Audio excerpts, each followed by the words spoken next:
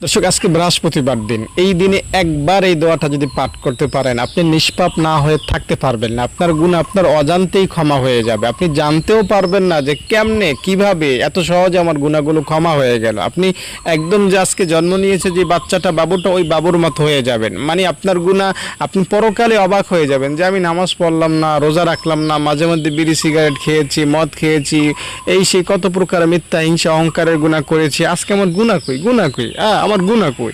আপনি হয়রান হয়ে যাবেন, আপনার গুনাহ আপনিও খুঁজে পাবেন না। বুঝতে পেরেছেন? এটা এমন একটা পাওয়ারফুল অ্যাকশনওয়ালা দোয়া। তবে দোয়াটা আপনাকে আজকে আমলের নিয়তে, তাওবার নিয়তে, বৃহস্পতিবার মন থেকে, দিল থেকে পড়তে হবে। ঠিক আছে? দোয়াটা আমি আপনাকে একটু শর্ট করে বলছি।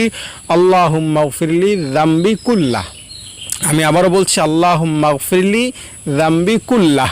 লাস্টে হা উচ্চারণ, কুল্লাহ অথবা কুল্লাহু এভাবে পড়বেন। আল্লাহুম্মা গফিরলি যামবি কুল্লাহ অথবা আল্লাহুম্মা গফিরলি যামবি কুল্লাহু।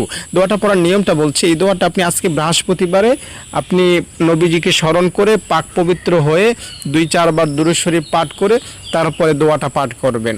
দোয়াটা পাঠ করে আল্লাহকে 3টা কথা বলবেন, আল্লাহ ভুল করেছে অতীতে, আমি এই জন্য মাপ চাই।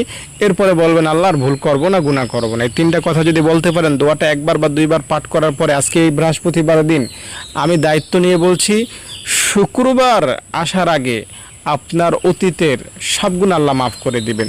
জানা অজানা, ছোট বড় সব গুনাহ আল্লাহ মাফ করে দিবেন। আপনি একদম বাবু হয়ে যাবেন, নিষ্পাপ শিশুর মতো হয়ে যাবেন। এটা আমি আল্লাহর নামের কসম করে বলছি। তাই কোনো প্রকার সন্দেহ সংশয় আমার কথার মধ্যে নাই।